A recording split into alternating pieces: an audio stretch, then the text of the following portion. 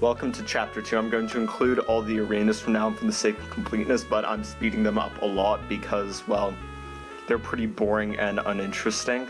Also including this segment, I'm going to include all the charging across dead space that happens between Evans and Nodion because there's no fighting going on. It's not very interesting, so I'm just going to use this segment to commentate on item management and a few of the longer term goals in this chapter. So if you want to skip ahead to the actual interesting stuff, go to the next video.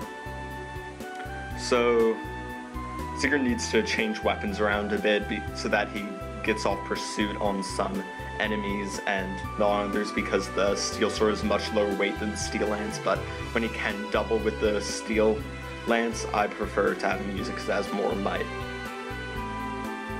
And here, a lot of the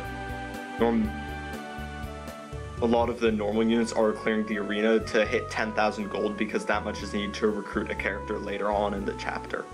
And I just want as many people to hit that benchmark as possible so that I have more flexibility in terms of who talks to him. And finally, Sigurd clears the arena, and by clearing it, it recruits Holland, who's a quite good unit. He starts at level 12, which is near promotion, and he has reasonably high base stats, making him one of the most useful infantry units, so he's going to be fighting the arena. And once he gets promoted, he's very useful for feeding kills to certain weapons for the second generation. Anyways, so the reason why we're getting so many kills on Sigurd right now and cleaning the arena now instead of later is because, first of all, he needs some help with the RNG to clear them, and secondly because he needs a lot of money to give to Celis. So this game has a generation system, as many of you know. So in the second generation, characters will, based on who marries who, it influences the stats, skills, items, and inherited and growths in a normal playthrough of characters. So essentially whatever Sigurd has in his inventory will go to his son, Celis. And so since Celis is the lord of the second generation, he's very important for seizing maps, especially in a low turn count playthrough. Unfortunately, he starts off unmounted, so in most playthroughs, people will feed him a bunch of kills in the first chapter and give him a bunch of items so that he will promote by the end of the first chapter, the second generation, to save turns later on. The problem is, on a 0% growth playthrough, Celis is pitiful, really. He has 24 health, 5 strength, 5 speed. He's really bad. It only gets slightly better with promotion. But to hit certain turn counts later on in the playthrough, he needs to be promoted as if this were a playthrough with growths, which means that Sigurd needs a lot of money to buy a lot of things for Sigurd. He requires a lot. So that's why he's getting so much money. And here you'll see that I switched to the slim sword with Holland. It's so that he has higher attack speed than the final enemy and can kill him. And in terms of item management, I'm not doing too much complicated. I'm buying people better weapons when available. For instance, steel instead of iron. You see this with Quan and with Midir, which just, first of all, helps them clear the arena and ends up useful later on. Quan doesn't clear the entire arena. He probably could if I really wanted to rig it, but it would take a while and he gets enough money as it is. As you can see, Alec has become the new RNG abuser. This is because Arden is needed for a task in this chapter I'll describe later, and also Alec is just simply no longer that useful, and I need everyone else out on the map for certain things.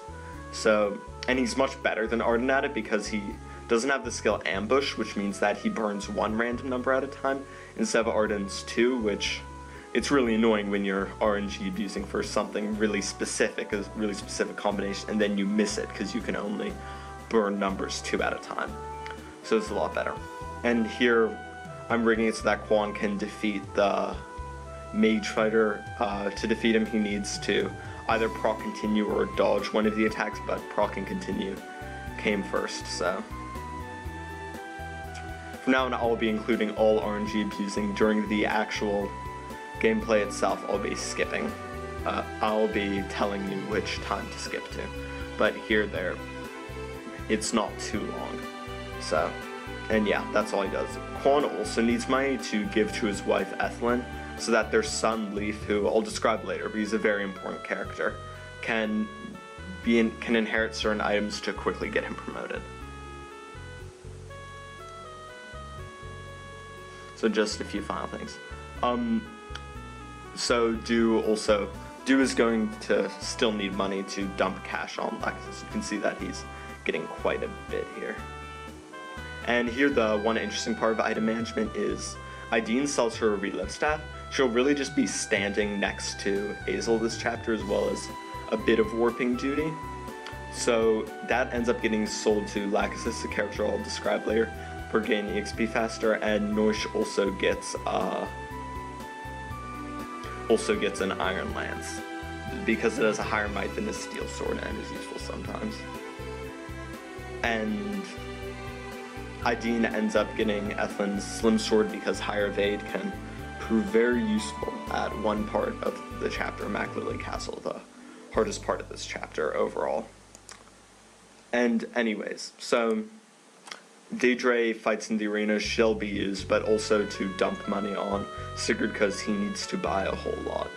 And her prayer skill helps her survive in those two fights. So now, even though this part of the chapter I'm going to be including all this running across dead space in the video because it's not very interesting, and it allows me to commentate on the overall goals of this chapter. So this is the chapter where, more so than chapter 1, 0% growth really starts to catch up with me.